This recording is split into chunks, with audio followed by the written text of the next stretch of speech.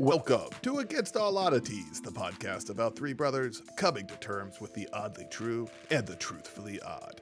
Today, we are talking about dreams and dreaming, and no, it is not a boring episode. It is actually a very good episode, and you will thank us after you listen to it. We talk about tips and tricks to lucid dreaming, improving memory, initiatory dreams, dream contact, notable scholars on the subjects like Charley Moorely, Luigi Sciambarella, Bob Monroe, Joe McMoneagle, but also we talk about dream manifestation, dream meditation, the subconscious, reality checking, dream telepathy, and we do all of this while maintaining our reputation for being hilarious. To top it off, we also have listener dream contributions that you don't want to miss. So hop into bed, turn down the lights, because this is Against All Oddities.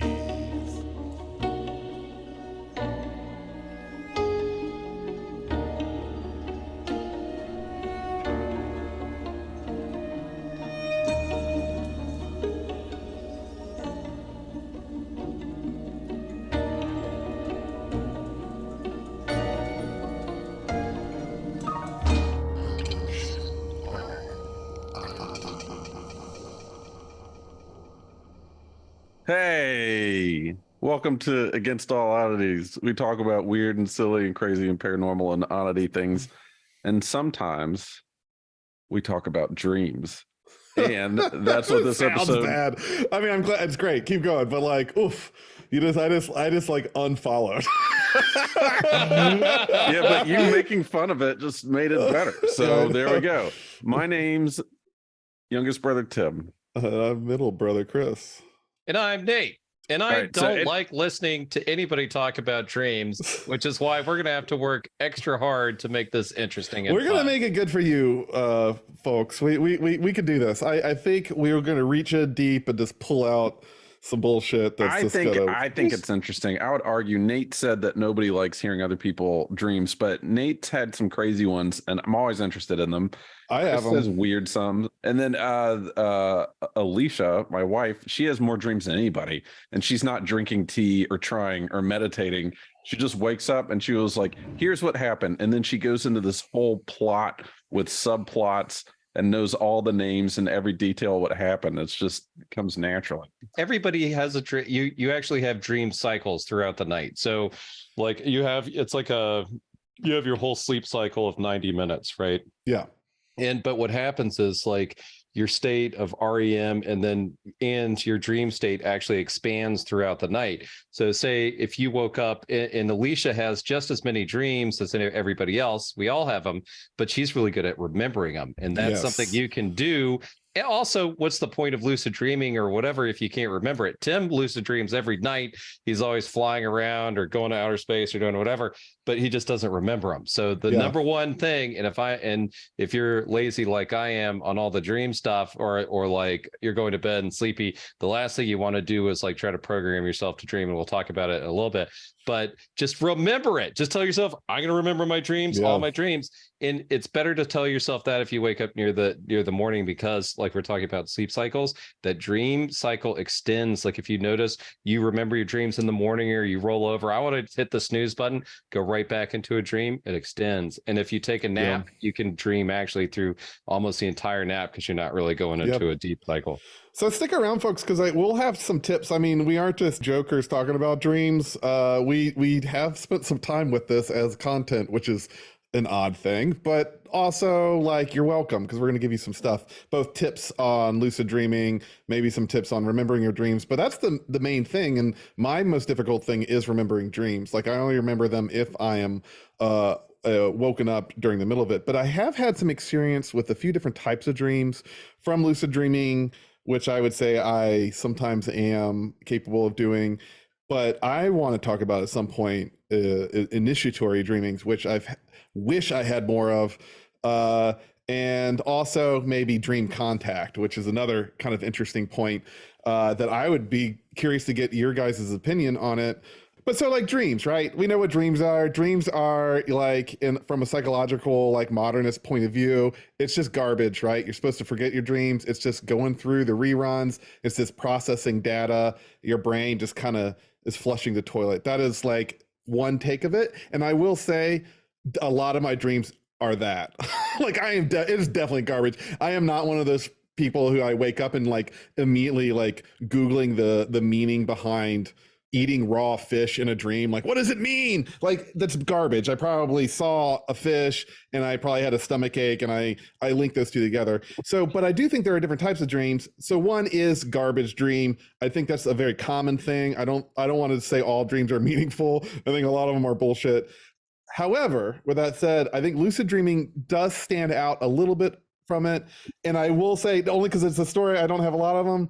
My first lucid dream I can remember, because I was 7 years old, and I was having a horrible nightmare. I was on this alien ship.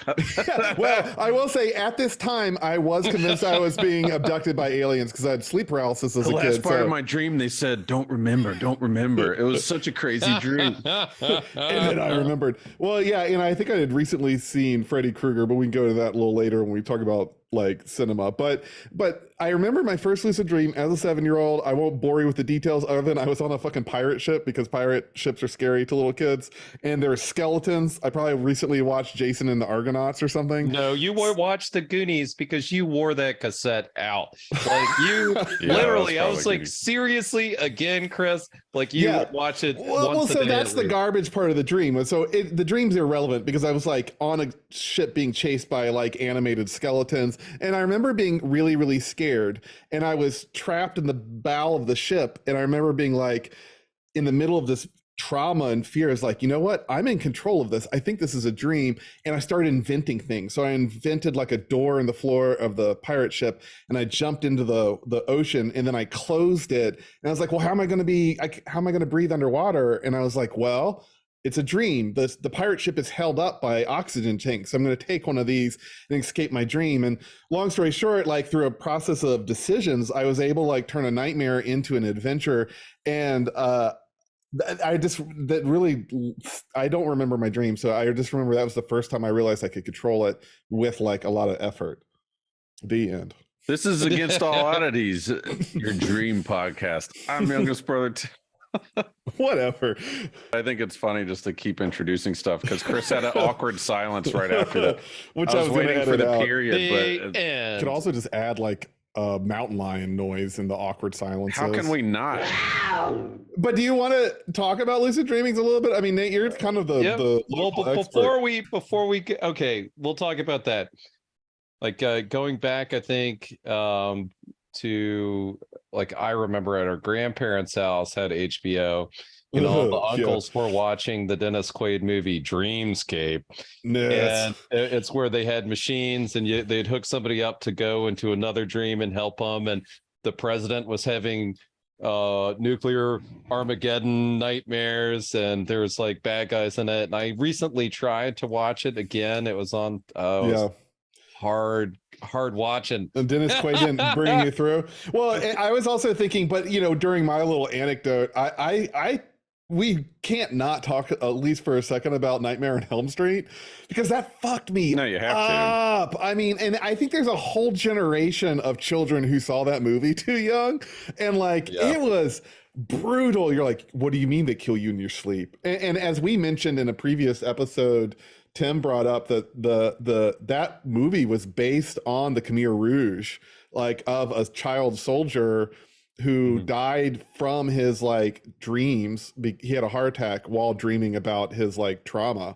And like Wes Craven and the writers of that movie picked up this true story in the newspaper and then drafted that. That kid refused to go to sleep because he kept seeing the soldiers killing his family. He said, they're going to kill me if I fall asleep. And he fell asleep. He woke up and said they found me and died.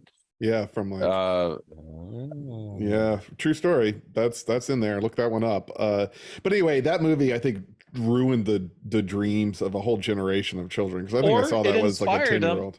It was the first thing about manifestation. You know, if you dream it, it can come to life and be, you know, in the waking. Yeah, but you unintentionally manifest a nightmare. That's Remember the needle? What was the third one? That was always freaked me out. Dream Warriors. Dream Warriors had the needle hand, or like the glove instead of knives or needles. Oh, because one of the characters was a heroin addict, and so like as a little kid, like I saw that, I was like, wow. what is going Interesting brother anecdote. Did you guys remember that dad said he sat on a plane next to Yes. what's the actor's name? England, John Yeah, England. John England's. But they wouldn't let him keep the glove They had to because lock it up. I as was a going to say weapon. pre 9/11, you still couldn't bring your Freddy Krueger knife glove onto a commercial airplane. He was also recently on Robert England, not John Right, England. yeah, Robert whatever, England you was got on. it. I was close. Was No, it's on Robert the newest Pattinson. He was on Stranger Things, which also was kind of like a play on Freddy Krueger the last season. It was when they had the Spoiler terrible. alert. He Yeah, wasn't there. whatever. yeah. Well, Whatever. Who It's been out cares? for 2 years. You're fine. Yeah, it's your fault. also, like so another one. Chris, you said the Inception. I think Rick and Morty did the best take of mixing Inception and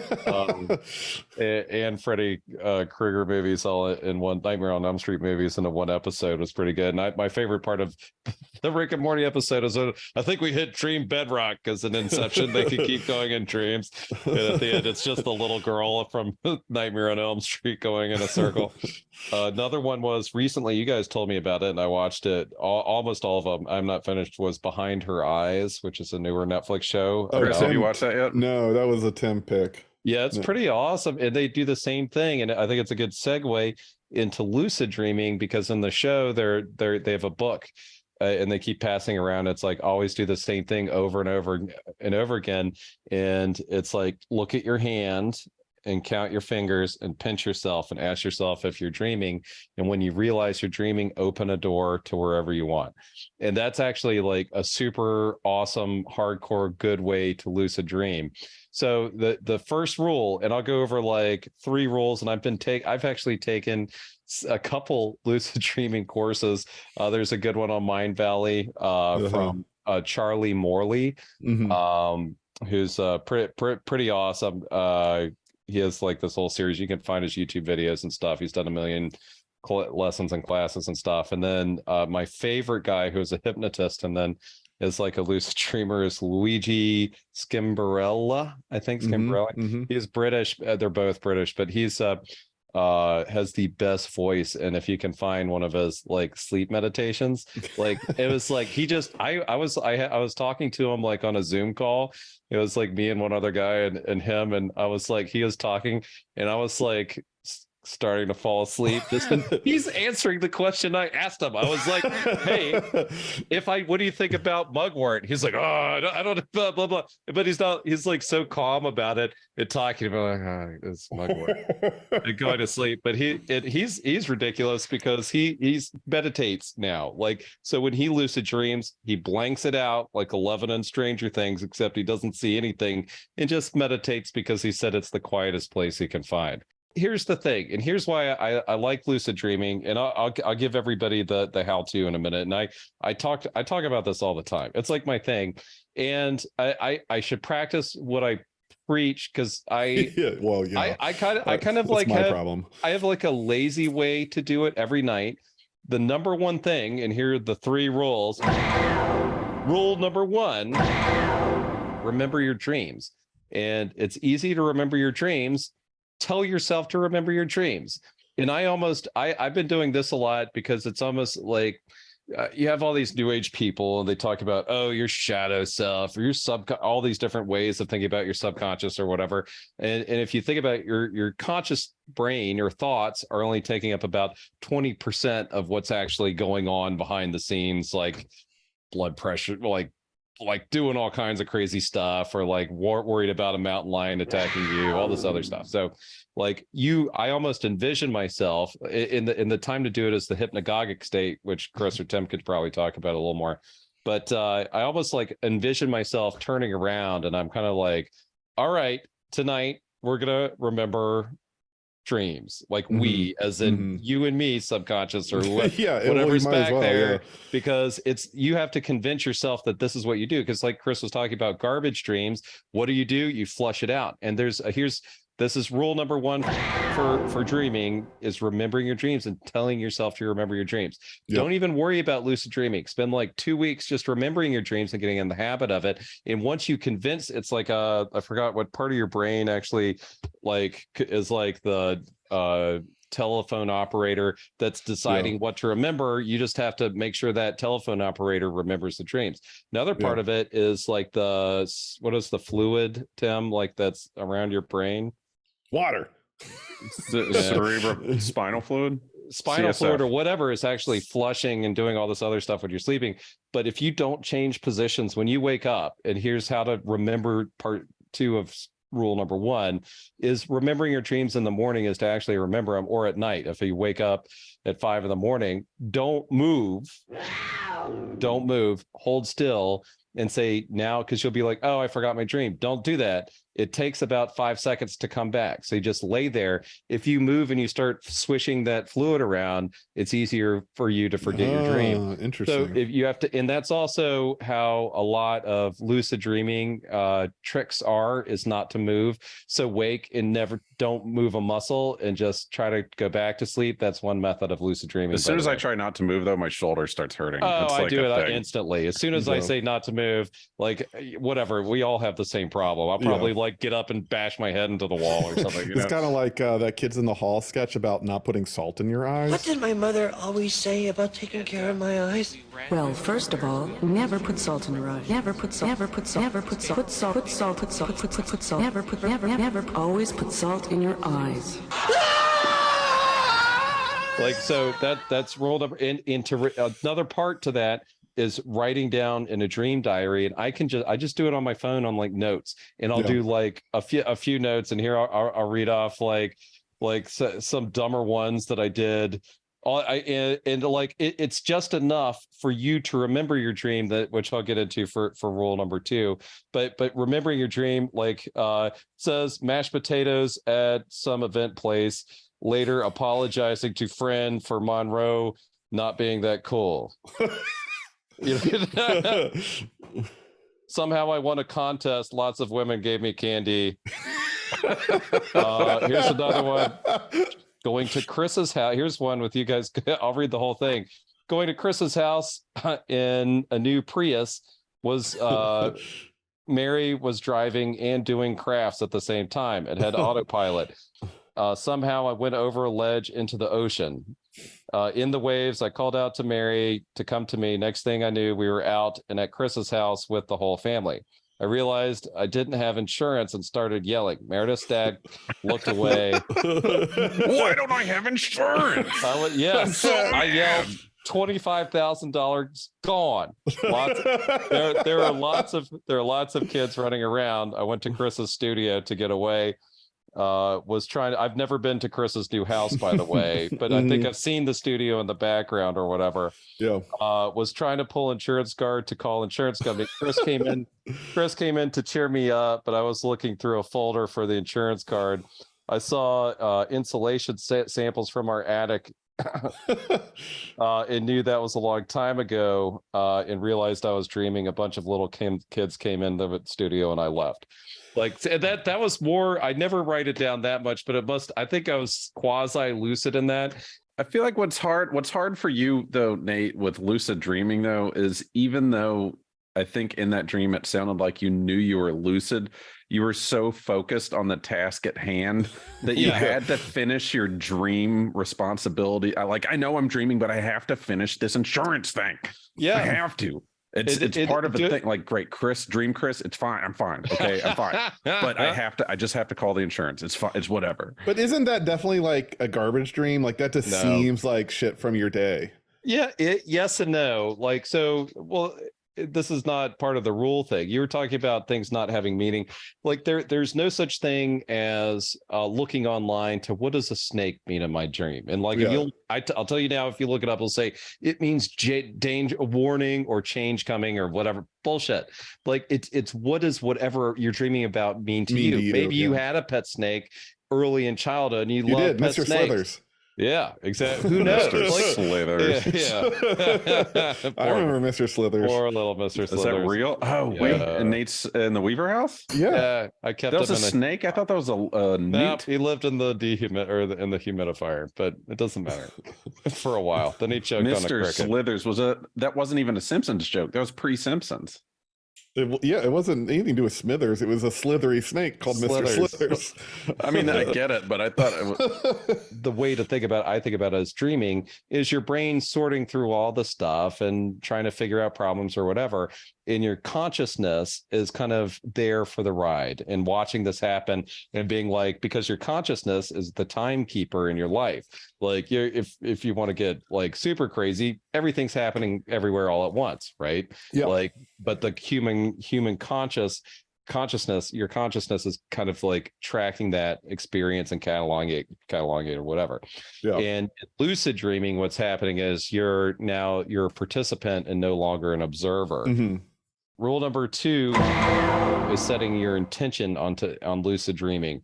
So you could say, tonight I will recognize I'm dreaming and be in control of my awareness. And the rule, by the way, is to say your intention 20 times. That makes sense. That will set it. So as I'm so tired, you lay it on your side or back, just say, tonight I will remember my dream and be in control of my dream is fine. You could just say that. It just something. Your Luigi friend's mantra was too smart sounding. I tried that one. I couldn't do it. Can we do it in a Luigi voice, or is that? I mean, he's British. We'll find the sound clip. It's fine. I'll send you a little clip of him saying it so you can hear it.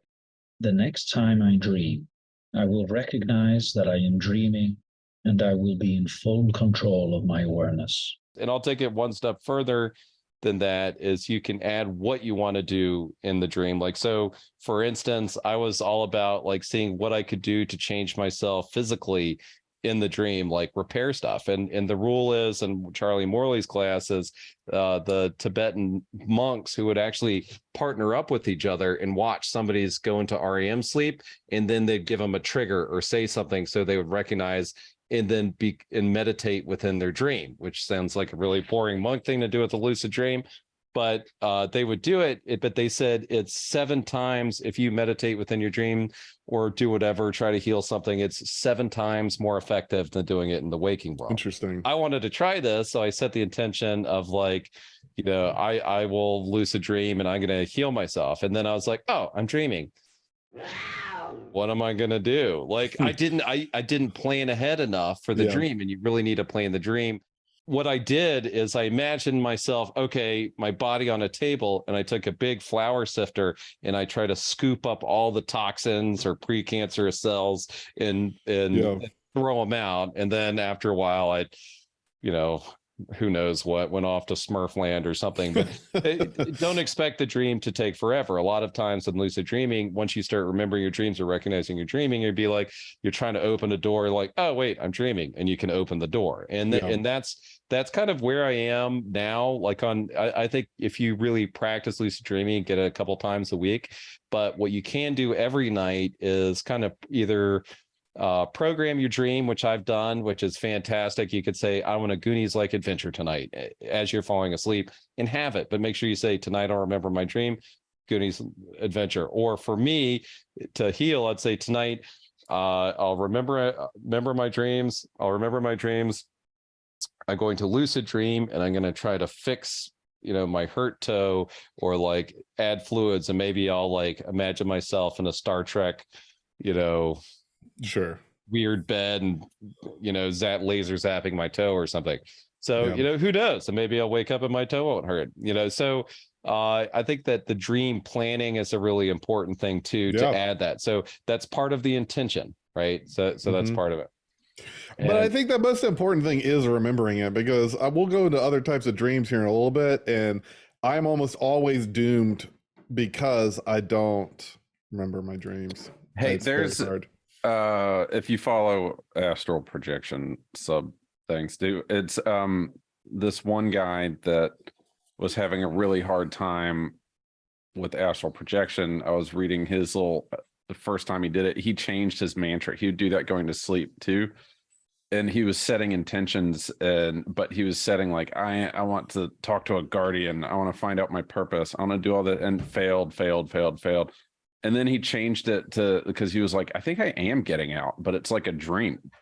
And so before he'd fall asleep, his mantra to go to sleep was he would talk to his subconscious as if it was the conductor of the train. Yeah. And he'd say, hey, if I get out, will you help me remember it? And that was the whole thing. Yeah. But It's a strategy. That's the main thing. But also, I'm sure it works differently for everybody. So, but you find what works for you, I guess.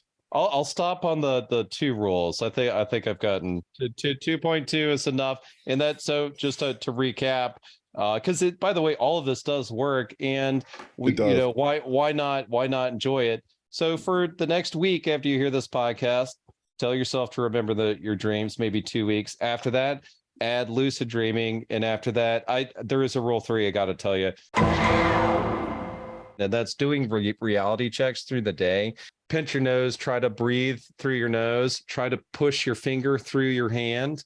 An easy one that I do throughout the day is just look at your hand, which they do in Behind Your Eyes too.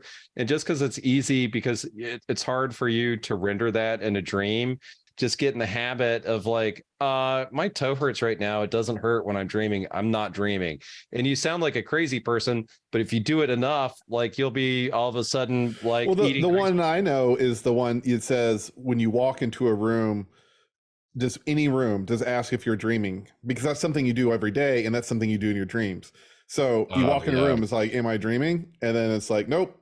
Oh, I pace the house all day doing random stuff. There's no way I could keep up with that. Yeah, but you just if you get in the habit of like, or look at a clock or try to read something. So every time you read something throughout the day, say, I must not be dreaming because I can read this. Just to recap your 3 points. 1, remember your dreams. 2, maintain awareness throughout your dream. 3, check if you're dreaming. That's your, to paraphrase. Yeah, reality check. Reality check. Okay, that's a summarization. So that definitely helps. I mean, just to like real quickly get your opinion, do you guys think that, I would say this is a rarity, but sometimes you have a conversation or a meeting with another person, like another real person in your dream, and you know that is actually happening. Like you think that they're having a dream at the same time and that they're talking to you. Do you believe that's even possible? Yes. I talk to a lot of people in dreams. I don't know if they're another dreaming party. I would say it's rare, but I would say occasionally it happens. So I was like, it's never someone I see on a daily basis, because I don't think I would need to have a conversation with someone that can actually ask if that happened. But it'd be like someone I haven't seen in like 15 years. And it's just like, I was in a car with so-and-so and we're having a conversation, and there's no way that person was a figment of my subconscious. Like that person was without a doubt having the same dream with me at the same time. And I have no way to verify it. I feel like it's rare, but it occasionally happens. Oh, actually, that totally is on point with our listener contributions. So we did have some listener contributions of dreams that they thought were interesting. And the first one, I think, totally connects with this, which is an email we got from Alexandra, which I'll just go ahead and read since it's an email. So thank you, Alexandra, for writing in. That's just so awesome when people reach out to us. We love it. So you should also, whenever in doubt, write us at wizard@dorfview.com, wizard@dorfview.com, dorfyou.com. Anyway, so here is Alexandra's dream. Hey guys, I listened to the podcast and it's great. I wanted to share a story for the upcoming episode on dreams. It's pretty interesting. This story involves my best friend who was staying over that night. We probably fell asleep around 1 a.m. or so. I had a pretty vivid dream where I was walking along the shoreline of some beachfront motel. My best friend was present in the dream, and we were trying to locate our room at this motel. We stumbled upon a strange-looking key in the sand and figured out that it opened a door to an abandoned room. This room was extremely creepy. There were sheets covering all the furniture and dust everywhere. I remember feeling super scared and uncomfortable in this room, and there was a looming dark presence. The dream itself isn't all that interesting. What's interesting, however, is what happened when I woke up. Maybe an hour or so after we both went to sleep, I remember waking up to my best friend, who shot out of bed. She started to explain the dream she was having and how we were both at this strange beach motel. I was in shock because she described the exact dream I had. We were both super freaked out, and every single detail of our two dreams were the same, right down to the key and the creepy room. We still talk about it to this day. Were we in the same dream world? Did I astral travel into her lucid dream? Whatever it was pretty cool. I hope you guys find this to be an interesting story. Alexandra, We definitely do. That's totally what I mean. I think it's very rare, but I swear to God, I am stuck in dreams sometimes with people that I'm like, we don't need to be in the same place. Like I'm not talking like a best friend or an ex-girlfriend or something. I mean like that person I met for 10 minutes at the party and we're both equally kind of freaked out that we're in the same room or having the same dream, but I wouldn't even know how to reach out to that person. It's like, hey, 2 nights ago, did you dream that we were on a roller coaster? But I do think it's possible. I think it's very rare, but I think it's possible. And I think it's super interesting. I think Alexander brings up a good point that it might not necessarily be a shared dream space, but an astral projection moment. So that's so I'll get a pitch a couple different books. Monroe's Journeys Out of the Body is like, I gave you guys a link to an audiobook that somebody sent me or shared on Audible or whatever. I have it. Yeah. But yeah, it's a great book to read. There's 2 things with astral projection that they talk about at Monroe. One is local 1, which is you're floating around in the reality that you see every day here. The other one is what they call local 2, which is a place of almost like a dreamlike manifestation place where your consciousness can meet up with other consciousness and everything's kind of hard to talk and communicate through because it's like you're also, it's different subjective realities. Yeah. I'll give you 3 quick dreams that it freaks me out. Like when I set an intention before I figured out what I wanted to do was like, I want to know what Tim was talking about astral projection. So one time Monroe's technique, or his first old one, is he'd picture himself like in a hypnagogic state, moving his consciousness down to his chest and then out 6 feet and then trying to like reach out and grab it or something. And then he'd just kind of pop out. So, and that's in his book if you want to check on it. And I tried that in a dream state. I was like, oh, I'm lucid. I want to try Monroe's method. And then I did that, felt like body vibration thing. And I was like, okay, where do I go? I was like, Isle of Man, because I'm into the motorcycle stuff and it's kind of like cool to watch. Yeah, it's cool place. If you want to watch the Isle of Man TT. But anyway, so I get there and there's a race going on. I'm like, oh, I want to find a bar. And I just kind of like run off. I'm like, I think I'm dreaming and this isn't astral projection because I'm running and I'm not out of breath because I ran down the street on the British Island until I found a pub, went up there and there's a bar and everyone was kind of like not letting me in. And this lady was like, have a seat. And then I sat down or whatever, and she drew a symbol on my arm, this old lady, and I was like, I'm never gonna remember that. I'm dreaming. She's like, I think you'll remember this one. And then I woke up. I was like, oh shit, I gotta write and draw that symbol. And then other times I might get like, hey, you can open this.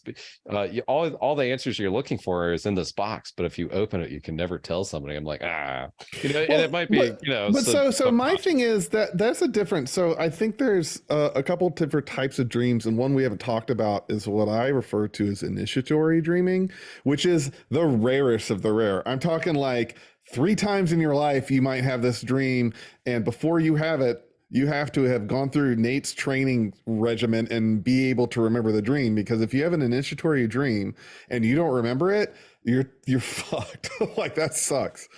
So explain, like, give us an example. I have one. So I believe I have had maybe 2 initiatory dreams in my life. And one of them, there's just no way around it. It is not a normal dream. I have remembered this dream every day since I had it, which was before I was interested in dreaming. So it wasn't like I had done any training, which is why I don't exactly remember all of the details of the dream. But, there's a lot of like magical stuff out there, like orders and like training, and all of it says a lot of dreaming is where you get a lot of insights and can actually make contact with information that's in the universe, and that's valid and is actually happening. So very quickly, I will keep this dream to like 1 minute, but it's very quick. I have a notes for my dream journal, and I think it was really interesting. So I had a middle of the night, I was dreaming. I was suddenly in a castle. And by castle, I want you to picture a stone lighthouse, but without the lighthouse components. So like a stone tower that's like 2-3 stories tall. It's all stone, but instead of a lighthouse at the top of this thing, it's just one open stone chamber. big. Does it have a roof on it, or is it, It like does you have can a see? roof, but it's like all windows that have no glass in it. So it would be very like a pavilion on top of a 2-story tower, all very thick stone. It's on the edge of a cliff in the Mediterranean Ocean. And there's nothing in the room except a woman, a single woman wearing a very plain dress. This is very odd because I know nothing about Greece or the Greek language, but she only spoke Greek and I did not. So she spoke to me telepathically in the dream and kept a distance of about 15 feet from me. She explained a couple things. One, she started saying like, "Oh, I'm glad you're here. Let's begin and do this as quickly as possible before you wake up." She explained to me 3 rules of magical expression and 3 important words that I must remember in order to advance. I do not remember these words. No. She also said it was very important for me to remember her name, and I think in order to reach out to her for future information. Dude. I would say her name is Greek, and I was having a hell of a time remembering it. The name is Katatika. I was having so much trouble remembering her name that she started showing me the letters of how to spell it. Oh my God, Chris, that is amazing. It even gets crazy. She also said in one of the important parts of my magical training that she was showing me that, she spent a lot of time on her name. She talked about how important tone and expression were to effective contact and effective ritual. That it's not just a matter of memorization of something, that tone and the manner of expression is more important. And that she says, if I'm interested in this, that's where I'm sucking at. Is like, I'm just going through the motions, and like the will and expression of the words is more important than the words themselves. She then said I needed to trust her and then prove myself. And in order to prove myself, I had to jump out the window below. So I quickly look out the window, and it is a straight 3-story drop to a rocky coast into the Mediterranean thing. There's no human could make this jump and land in the water. I looked out, was nervous, and then looked at her, and she just said, "No hesitation." And I just jumped immediately. I didn't have any plan or anything. I just jumped. But while I was jumping, I said, "I'm going to make this jump." It wasn't like, oh, by flying, oh, by jumping really hard. I said, I will not hit the rocks. Like in my brain, it was this instant thing. I fell and I landed in the water. Like it's impossible, but my jump was like 50 yards. Landed in the water, and this is all point of view, so this is all very real. And I landed in the water. It was waist deep and very warm, and she was behind me. When I landed in the water, I looked behind me, she's behind me, and she is stoked. She was pleased with my performance, and she, what did she say? She was very pleased, and then I started wading to the shore, and it was very pleasant feeling in the water. And I woke up, and this is when I was living in New York City, and the entire room smelled like gardenias. And I don't mean in my dream state, meaning like I was almost choking on the smell of gardenias, and there is nothing in my apartment, no perfume, no smells, no anything that would make this happen. And it's like I'm suffocating by this very pleasant smell. I mean, it was like a really, really great smell. And I woke up and I stood up, and I was like, oh, well, the smell will go away as I wake up, and the smell didn't go away. So I went and got water and came back in the room, and the smell was completely gone. So I would say that was an initiatory dream. That's amazing, Chris. Yeah, How all long my ago dreams was that? compared to that are pieces of shit. But that was also like 10 years ago. And that was also right when I first started getting into like the history of ritual magic and stuff. I've had a few other dreams, or I would say even like ghost attacks, where I woke up and the room smelled just like awful, like shit, and like just the worst smells. And then other times where it was a positive thing, and the smell is that same gardenia smell. So I think that might be a you thing, not like a dream thing. Well, I think they're connected. I think it's like manifestation is like olfactory. But I think it was a reward. But I think that's like maybe my psychic ability, because I don't really have a vision, and I don't really. But I think that smell kind of maybe was part of that. But anyway, I think that happens. I think it's very rare, and you want to be well versed in dream memory for when that Yeah, happens. you have to remember it. And that's, by the way, your whole thing is right out of the Children's Guide to Astral Projection, by Oh, the really? way. Yeah, and it's the idea of finding your guide, and once you find your guide, you can ask the trick is to ask their name, and if you have their name, then you can ask if next time you're in a lucid state, you can ask for astral projecting or whatever. You just kind of ask for that. And by the way, that's what I meant to remember for tip number 4, rule number 4. It's more of a tip. It's not really a rule. It's more of a tip. And you can do this. I do this meditating as well. And that's if you're not sure about something or you can't see it, you can say stuff to yourself or yell it out, because you mentioned that earlier. Yeah. Is you could say clarity now, or be like, why am I here? Or you can ask questions just by shouting it out. And you can do that in a wakeful state as well. Usually if I'm trying to do a meditation or whatever, or trying to like focus in, like it's almost like focus, you know, or what do we always joke about if it's like, if you're looking at a spy satellite like Harrison Ford does like enhance. So start yelling that in your dream and see what happens. Because if by physically yelling it out or verbally or whatever, you're now projecting that intention within your dream state, and you will have a reaction, good or bad, right? Yeah. So one thing, I've been trying to bring it up, but you guys are really excited and telling cool stories, so I didn't want to interrupt. Bring it up. Whether it's dreaming about finding a spooky key in the sand, and then you and your best friend are having the same dream of exploring the scary hotel, or I mean, Chris's is a little bit different, but it's dream telepathy, and it's been studied pretty extensively by Freud. He was the first one to do it. Well, who was Freud's protege? Carl Jung. Yeah. Carl Jung. Jung is Jung, though. Jung was like the cool one. The cooler. He was way cooler. Because he was like, yeah, you're hallucinating demons. You talk to the demons. You don't take pills to make them go away.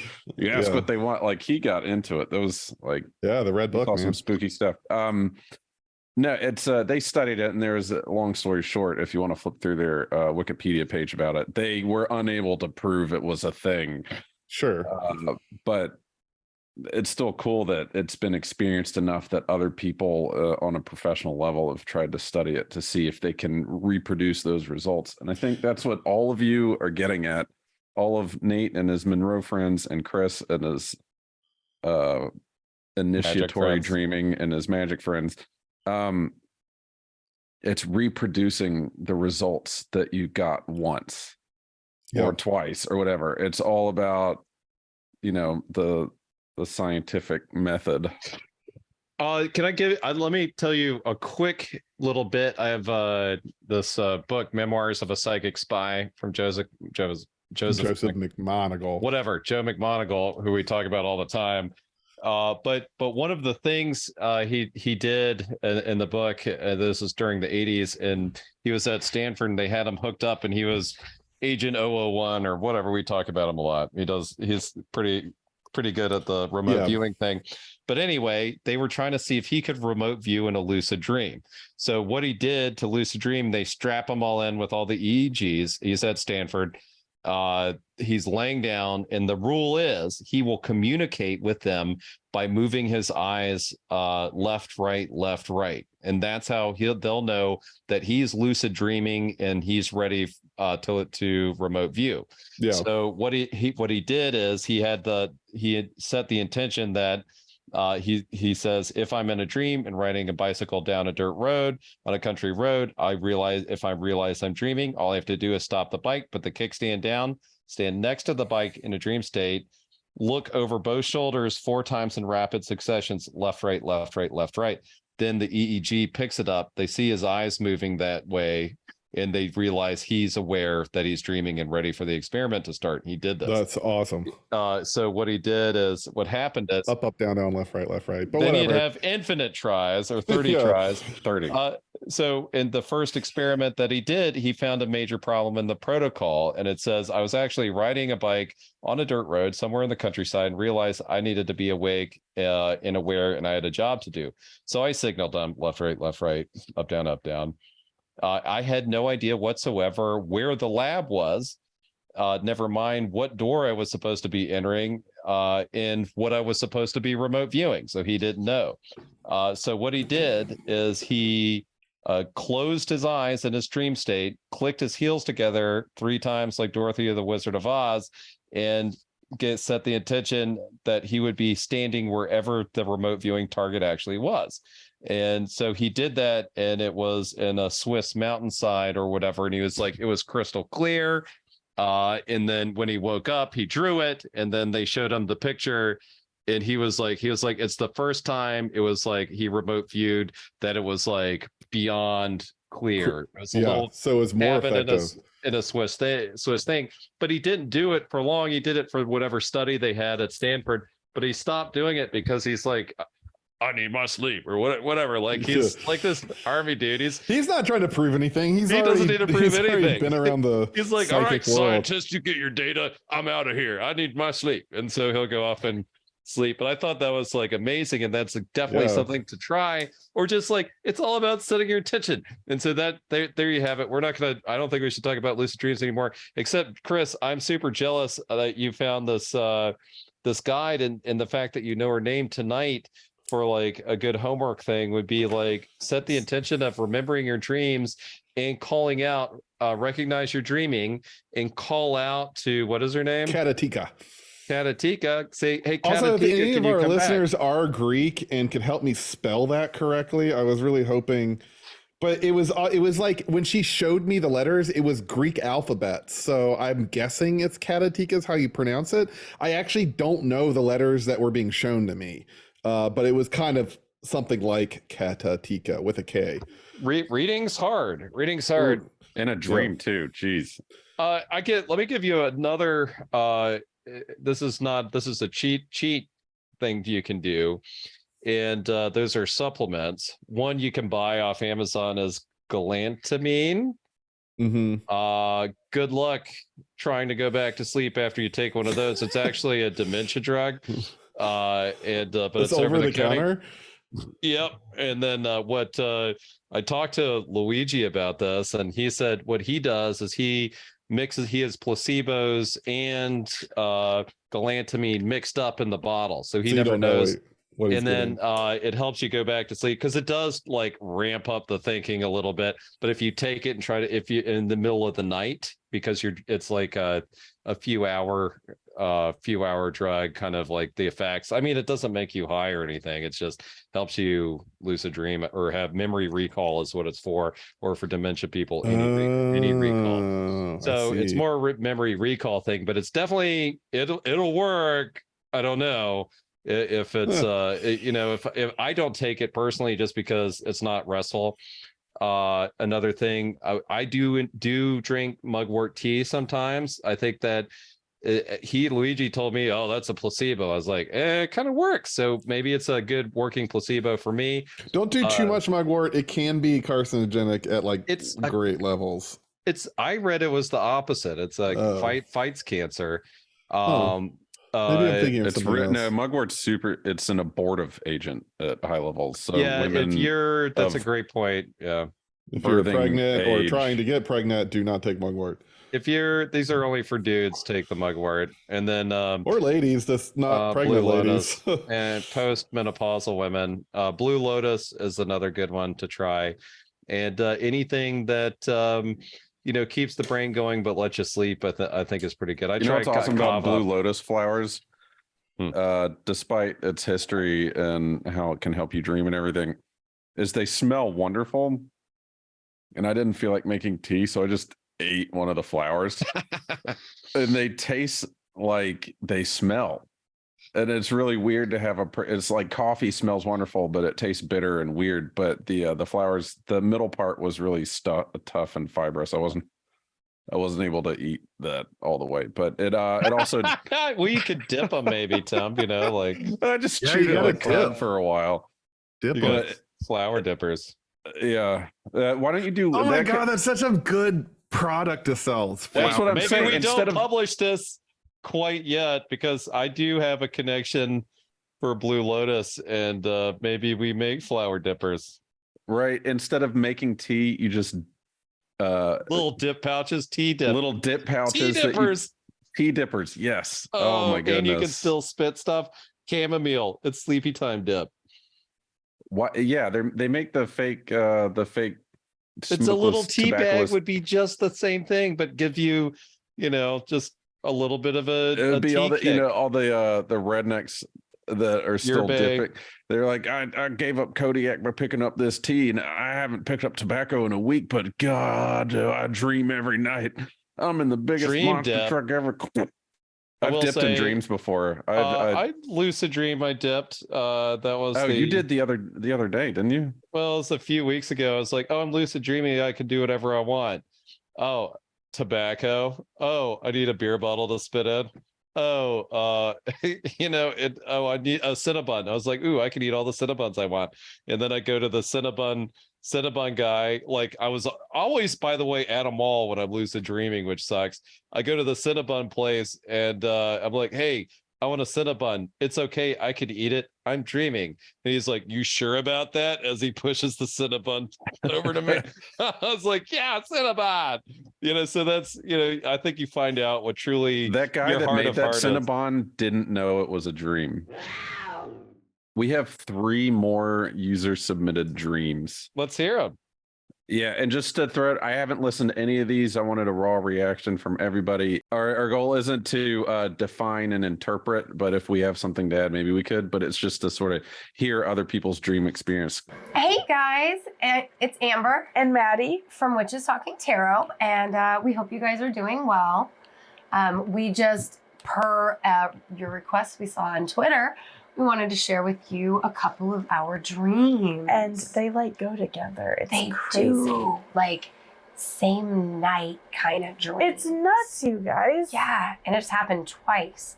And you guys have spurred me on to realizing something that we'll discuss as we present. So the first one, I had a dream where I was at a tarot party and Maddie was there and there was tarot cards and there were just people all moving around and I feel like I was a tarot reader in the situation. It was kind of a disconnected dream. Mm-hmm. I didn't recognize the household that I was in, but it had a very corally, coral pink vibe going mm-hmm. on. Mm-hmm. And I don't know that I recognized the people other than you. So in my version of the dream, I would go ahead and say I was definitely in a house, but it was almost like a tint type, same corally color. Okay. But everything was black though. It's weird. It was almost like looking into an abyss. Dark. It was dark, but corally glowing. That's why I would compare it to a circus tint almost. Okay, you know what I'm talking about? Yeah, I do, because I definitely felt like I was in a house. Okay. But that there was darkness around, but where I was, there was corally pink glow, almost like a candle glow kind of light, but not from a candle, but that was the lighting. But everything else was dark and shadowy around, if that makes sense. No, totally. Because as if I was in a bubble of corally right. light. Maybe that's why I'm calling it a tint feeling.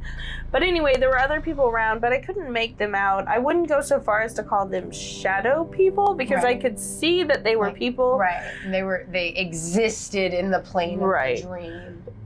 But I couldn't make out their face. Yeah, same. I have they no were idea within those shadows. Yeah. And in my dream, the tarot cards were kind of moving. They were fucking. Yeah, you said they floated or something. Yeah, they did. Up. I have no idea what the cards said. I have no idea. Yeah, in my dream, the cards were on the table. I have a memory of something about levitation, but you and I have already discussed this dream, so I don't know if it's bleeding into or if that is what I told you in the first place. Here's the thing that getting ready to give you guys these dreams, I realized we each separately had this dream on the same night and told each other about it later. Mm-hmm. But it was before we did our first tarot party. Oh, maybe that's why we were thinking about it. I don't know. What do you think? We didn't. We weren't booked for our first tarot party yet. Oh wow, and the color theme of that was Amber. You're blowing my mind. I know. Was that a premonition dream? Right? It was like the tarot party, like it was decorations. amazing. It was amazing, but like their decorations were like fall themed, so it was dark colors and corally colors.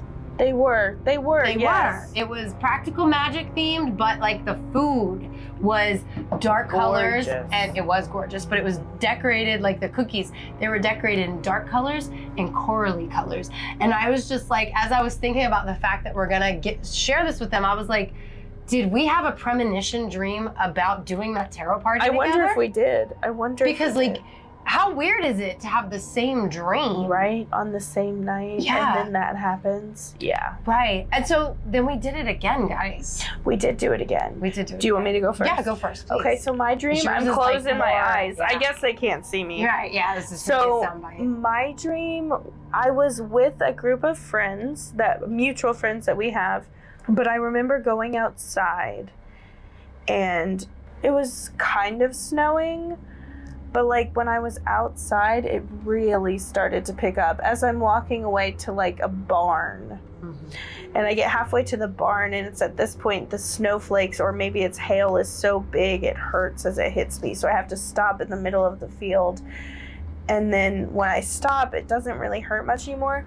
But it's just falling all around me and I'm sitting in the middle of a blizzard.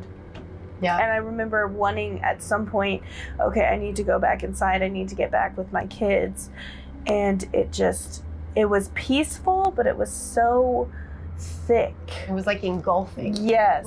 But not in a negative sense. Right. But like closing in on you. Yes, exactly. Right, embracing you. That's a good way. Yes. That's a good way to put it. So my dream that I had the same night, like, again, we both had a dream about a snowstorm on the same night. Mm-hmm. My dream, I was in this big open place. There were pine trees all on the sides of me.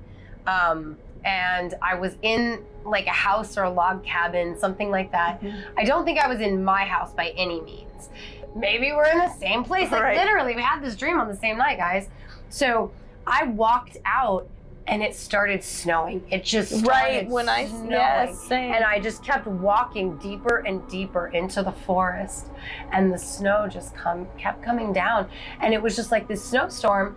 And I'm almost positive that it snowed very shortly after we had this dream. Yes, it did, yes. Okay, which also reinforces my thought that somehow we share premonition dreams. When you think about perception as reality and like the way you interpret something versus the way I interpret something, I know. It's almost like we're both in the same space, but not able to communicate with each other. So we just have our own interpretation. Maybe we can't communicate because we're not aware that we're astral projecting in the first place. It's crazy to me that we share premonition dreams. I know. Astral projection. Well, I feel like it's the other one could be astral projection. See, I feel like it's more astral projection in my mind because it makes sense. Like when I was first learning the craft, sorry to get off on this and we'll have to. Yeah, and you guys can totally cut this out, but we're just sharing with you about things like this. When I was first on the craft, one of the things are not first starting the craft, but first learning about and getting to meet the pagan community around here, so other people in the craft, they had said if you're astro projecting and something goes wrong and you're afraid of something, you can always call on another witch to help you. I don't think that's what happened. I'm not saying I called on you, but that opens the conversation to the possibility of energy just like being drawn together with that energy because we spend a lot of time together. That's what I was thinking. We discuss our spirituality a lot together. Yeah. So I hope we gave you guys a lot of talking points because what do you think about that? Like, what do you think it's premonition? Do you think it's astral projection? Do you think it's both? Because like the tarot dream could definitely be a premonition dream and the storm dream could definitely be an astral projection dream. Mm-hmm. And they could both be like really, really real. Right. Like, you know what I mean? So like curious. It's just, we've had the same dream on the same night twice. Right. And then both things happened. So take that with what you will. We hope this adds something to your episode, I guess. Thanks for sitting with us for a spell. All right. So thank you again to Witches Talking Tarot. That was awesome. And also totally on point, like this kind of idea of dreams that maybe multiple people shared the same dream. Is this astral projection, or is this some kind of telepathic kind of synthesis of two people that know each other really well? I think it could possibly be completely an example of both of those things. In the case of the tarot party, maybe it is a little prophetic, like a prophecy kind of based dream, which clearly there is a long history of. Leave it to the Witches Talking Tarot to have a tarot dream. But yeah, I also think that it also shows that like maybe this is an initiatory dream. It sounds kind of like A, up their alley, but B, that they are kind of sharing a dream in the same sense. I think it's very fascinating. I had one tarot dream, which I think maybe was initiatory once. It was very, I won't go into it, but I was at this weird house in the woods and there were witches everywhere, which is really weird and unusual for me. And I felt very uninvited. And there was a witch that was dying on a bed and was very old. And everyone was mad that I was there. And then she's like, they're gathering around her as she like dies. And they're like, who the fuck is this guy? And she's like, I invited him. It's okay that he's here. He needs to know this. And she looks at me and holds up the card, the tarot card, Knight of Wands. And he's like, this is very important for you to remember. The Knight of Wands is an important card for you. And then she said a few things, which I don't remember, to the other witches. And then she started dying like the good people from the dark crystal. Yeah, like she crumbled. Like she crumbles. Yeah, she kind of crumbled, and everyone's like screaming and unhappy. And they were like, fuck you. Like they did not want me there, but like it was her last wish. And then they went on after to like mourn. And I was like, am I invited to that? And they're like, you have to ask. But anyway, I did feel like that was an important thing, that I needed to know that card, and that I was kind of accepted into this group of people that I then. You also seems crazy. Ones. Yeah, those are crazy. But yeah, like, but those are also like 6 years apart. But we've had two dream telepathy experiences from two completely random listener experiences that we asked for to share. And it's just, I feel like that's so rare, but we had two of them. Let's hear we have a friend of ours, another friend of ours sent one in, right? Yeah, like, we got one from Jer from the Neatcast, sent one in. Well, yeah, this could be, before we move on to the next one, could be our indie podcast moment. You just heard from Witches Talking Tarot. That's the name of their podcast. It's Maddie and Amber. You can also find them at Classiest Witches on Twitter. Also, Dustin can read and watch and recap, and he also sent his promo with his dream experience, so we can play that either right before or after. He's currently reviewing the Magicians, the TV show. Also, Jeremy from the Neatcast had a really disturbing dream that he reached out to us actually for advice for a couple months ago. Yeah. So he's sharing that experience. But the Neatcast, outside of scary, sullen dreams, just had one about the 5,000 aliens that are accepted or something, but they did it as Randy Macho Man Savage as an alien. And I was at Lowe's, like snarfling, laughing out loud around a bunch of like workers because the Macho Man Savage voices as an alien was fucking hilarious. It was pretty funny. I had food poisoning recently, and I was bedridden for like 2 days in the dark. I couldn't look at TV. I couldn't look at my phone because I'd throw up. So I just listened to podcasts. I think I like got at least 7, like I got caught up on the Neatcast for sure. So let's go ahead and do that one. We'll do Jared's Dark Dream. He sent us to say they're so funny. No, let's listen to something terribly sad. Hey there, Nate, Chris, and Tim. This is Jeremy from the Neatcast. I heard your guys' last episode. You guys are looking for dreams that really stood out to you and how they kind of changed your perception of things. So I just wanted to share mine. I actually sent this to Tim via the Twitter direct message, but I figured I'd just share it on the show. I had a very vivid dream a couple months ago, and just a disclaimer up front, this is really dark, but something happened in it that really stuck out to me. Also, this dream, unlike other dreams that fade as time goes on, this one, all the details have really stuck with me throughout all the days. Like I can remember almost every detail vividly. So here goes. I had a dream that my youngest daughter died in my arms. Really shocking. I felt the weight of her in my arms. And that wasn't enough to shock me awake. I went through the whole funeral. I went through an entire many weeks worth of like spiraling out of control, losing the rest of my family due to like bad decisions. And then just going through the depression of losing a child. The thing that stuck out to me about this dream was I would visit places in the dream that I had been to with my child, but I hadn't been to in real life. And in the dream, I had memories inside the dream that happened, but had never happened in my actual life.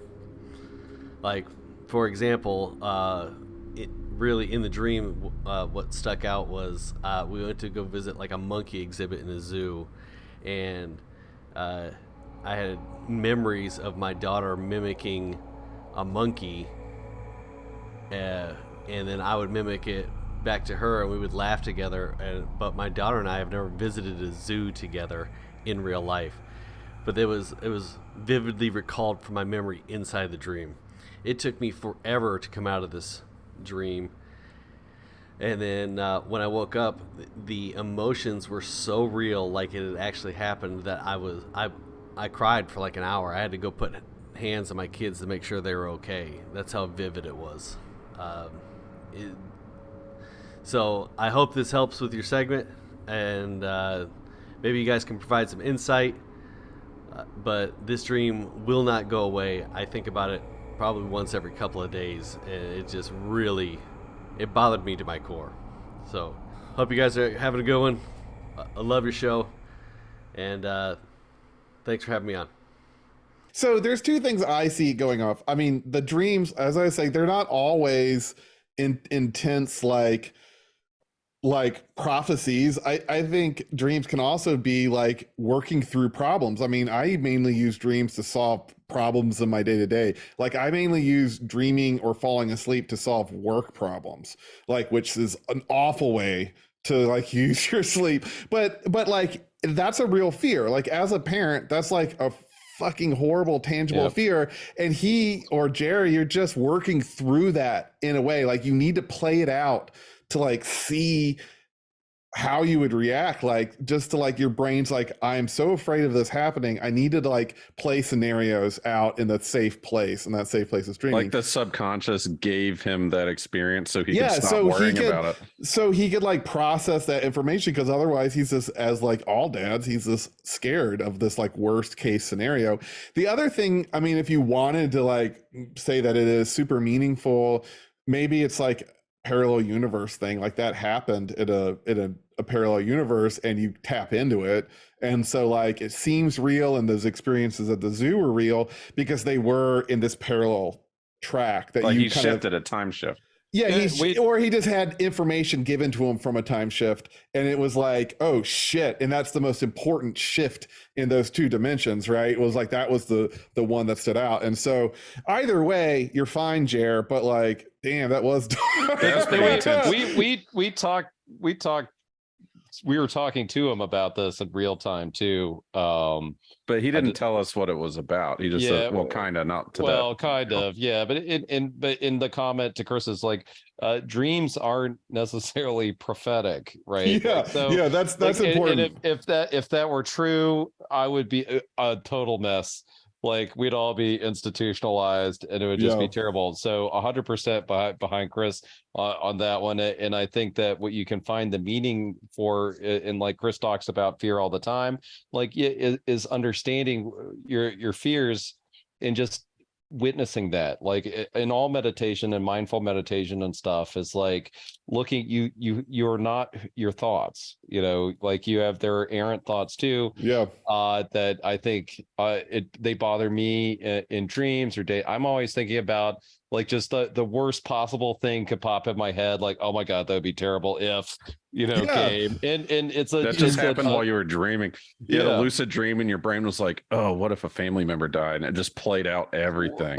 Even it wasn't necessarily lucid, and he was dreaming, because I think part of it is it's as an observer or a participant, and that's kind of like, was he as an observer, like Chris said, maybe he's looking at one possible, how would he react if, and his subconscious is working on that, and he's an observer through it and not really in control of it. And I think that is sometimes scarier than having control. And one thing that Charley Moorely does, which is one of the dream teachers I talked about, is work with British service members who have PTSD, and lucid dreaming is far more effective than drugs in dealing with it. So if you have a recurring nightmare, so if Jared had this nightmare every night over and over and over and over and over again, the trick is lucid dreaming would be an excellent cure for that, because if you're dreaming, say, oh wait, this is my dream I have every night, stop, and just kind of freeze it, or just be like, turn everything into puppies or something for a second. Yeah, and just be that like, proves okay, that it's not real. Okay, it's not real. So why am I having this, and how can I come come to terms with this? And it's in that exactly. And that's kind of up to you. I'm not an expert in this, but I will say it's gonna kind of to the person. And if the next time, if this is reoccurring for Jared, if he has those issues, I think it's great, because it tells you, it really shows where his family values are, and how he's a good person and stuff, and what he doesn't want to have happen. And that's great, because it helps you secure in your own personal self who you are. And it, like you talked about, his life falling apart or whatever, that's not going to happen to him, just because I know it won't, because that's kind of like, I mean, that was a whole secondary fear that just takes you make we're all three bad decisions from homeless, and you just play it out in a dream. It's scary to face. Also, to shift a little bit, did you guys ever hear that show Awake from 2012? No. Alicia and I crushed the first season. It was so good. But essentially the plot is a detective, like a police officer, gets in a car crash with his wife and son in the car. And when he wakes up, his wife is dead and his son is alive. But when he goes to sleep, he wakes up in his other reality where his son is dead and his wife is alive. That sounds like the Man in High Castle kind of. Yeah, kind of. But he never falls asleep, because every time he goes to bed, he wakes up in the other reality. But there's also two separate murder mysteries in each world, and he has to solve them separately. So when he wakes up, it was such a good show, but it was canceled after one season. That's awesome. I would watch it again, actually. Well, and our poor listeners are listening to dreams. Just like if you're at the water cooler and somebody's like, I had this crazy dream last night. A lot of times I'm like, too subjective for me to listen to. Yeah, but I will say the average dream is very boring, and the dreams we're talking about are a little above average. Yeah, we're getting the cream of the crop here. We're getting good stuff. Yep. So what's the next one? So the next contribution is going to be from Dustin from the Rewatch Recap podcast. And after we play his audio sample that he sent to us, we'll go ahead and play his promo. So here we go. Hey guys, it's Dustin from the Rewatch Recap, and I have a little story for you about a dream I've had once. First, I want to preface this with, sometimes I have very, very vivid dreams, and I will wake up immediately and write them down, or like put something in my notes about them.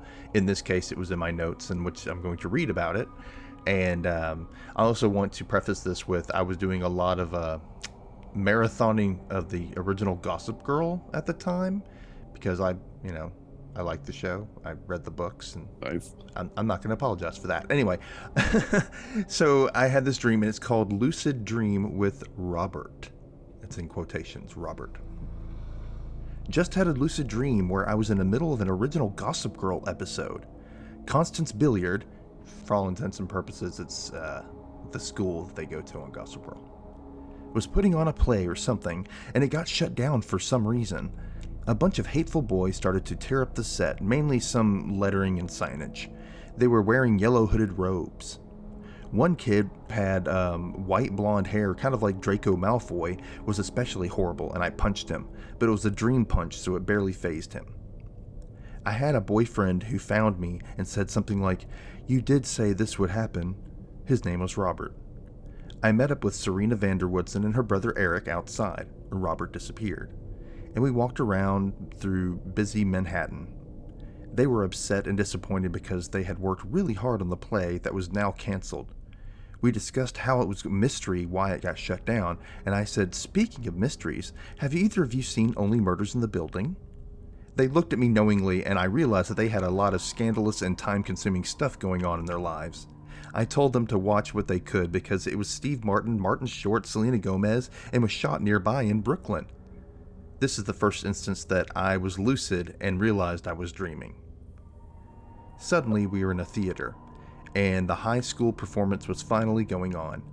It was a dramatic opera approach to a pop song, unknown as to who or what song. In the balcony, another pop star likes what she's seeing and hearing.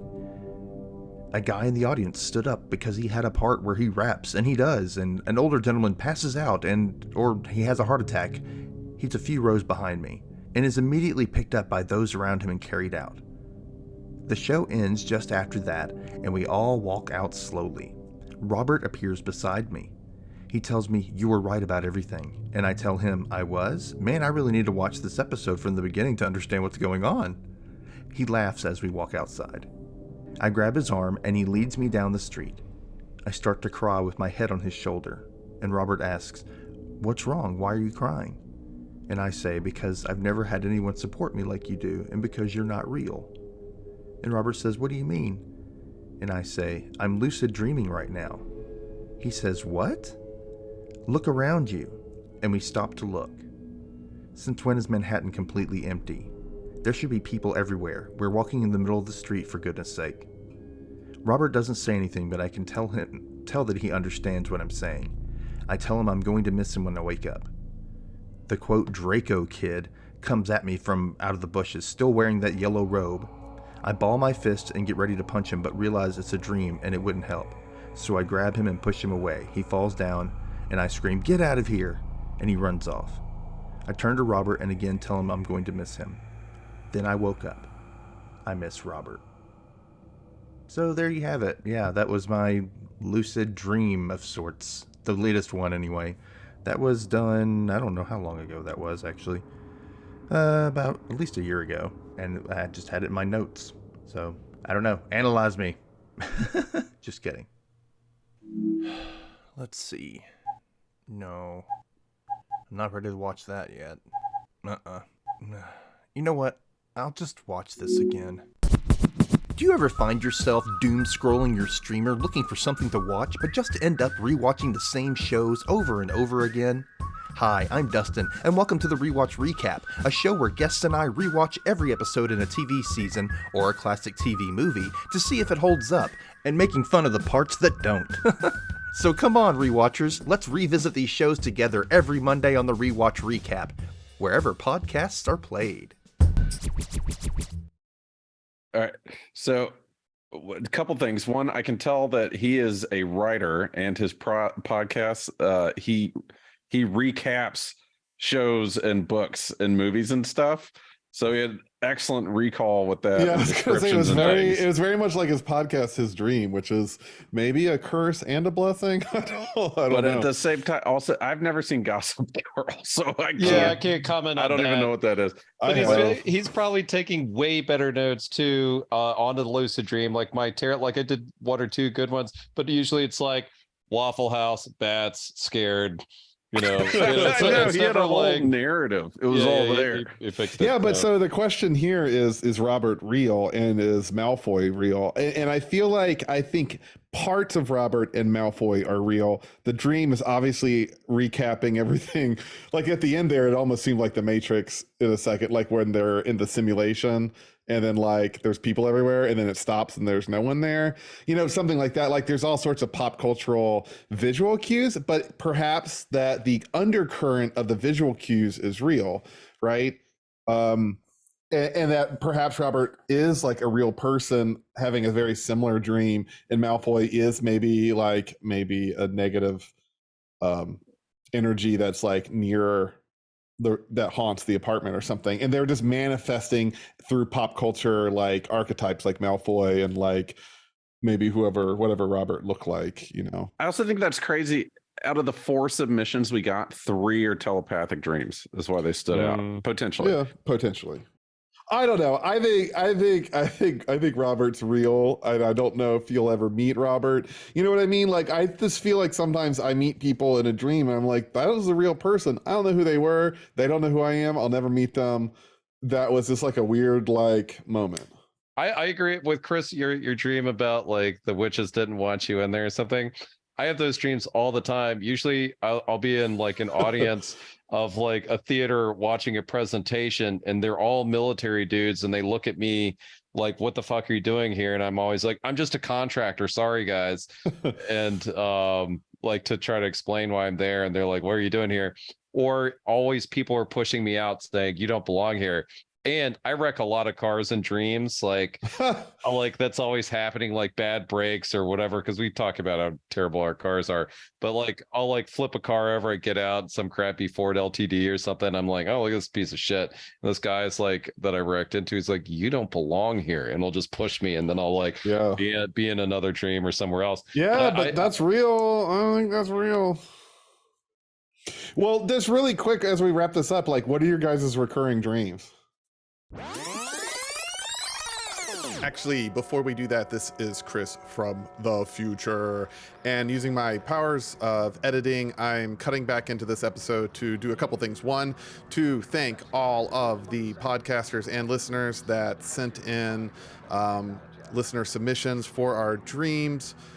We did not thank you enough in the episode, and I wanted to make sure you guys knew how much we love that. And so I'm coming from the future back in to make sure you know that, to thank you again, and to also let you know, to those listeners that wrote in after we recorded this episode and we're in the editing process, we are sorry that we did not get your dreams into this episode, but we definitely still wanted to acknowledge the work and effort it takes to reach out into the internets and share something as intimate as your dreams with us. So we really definitely appreciate everyone who did that, who gave us a submission, and we love it. So if you ever want to reach out to us, even if it's not about your dreams, you can write us at wizard@dorfyu.com, DORFYOU.com. All right, now back to the past version of us talking, which was, I believe I was asking, what are your reoccurring dreams? Do you have them? I have one where I'm in a car and I'm in the back seat and it's going, there's no driver, and I can get to it, but I just can't get the gas or the brakes. So I'm like steering the car, but I know I'm going to hit something. And that's like, that happens a lot. I have that dream a lot, the same dream. Yeah, I wonder what that's about. Well, it I could know be that your sensation, but I don't know. It's not, you're not in control, right? And Yeah, I think totally. that's a big theme. And a lot of nightmares are like, it's whether it's a plane or usually with me, it's a car, like the steering wheel won't steer, no brakes, or I'm in the back seat, happens all the time. Yeah. I don't think I have a specific recurring dream, but I'd say most of the time that I remember a dream, I'm always wandering. Sometimes it's inside a house, sometimes it's outside, and I feel accepted. Like, it's not that I don't belong there, but I am lost. I'm either supposed to be doing something and I can't find where the item is that I need to do it. I need to find somebody, but they're not in any room that I go to. Or in one instance, I guess you're looking for somebody, but they're dead, and I know they're dead, but they're a ghost somewhere. I'm like, I know they're dead. I'm looking for their ghost, God, like that sort of thing. So there's constantly an errand that seems impossible to complete. But it's in a familiar place. I don't feel unwanted. Even like the haunted houses and stuff that I walk around, like those are comfortable. Huh. What about another question? Have you guys ever had a dream and then you're like, wait a second, I've been here before and it was in a dream like 7 years ago? Yeah, like I that's think always fucked up. well, that's also that was one explanation for deja vu is it's you've dreamt it before. Yeah, I feel like that happens. One thing also that maybe listeners have realized by now that we suck at interpreting dreams, but I feel like we're good at We went trying to to art get there. school.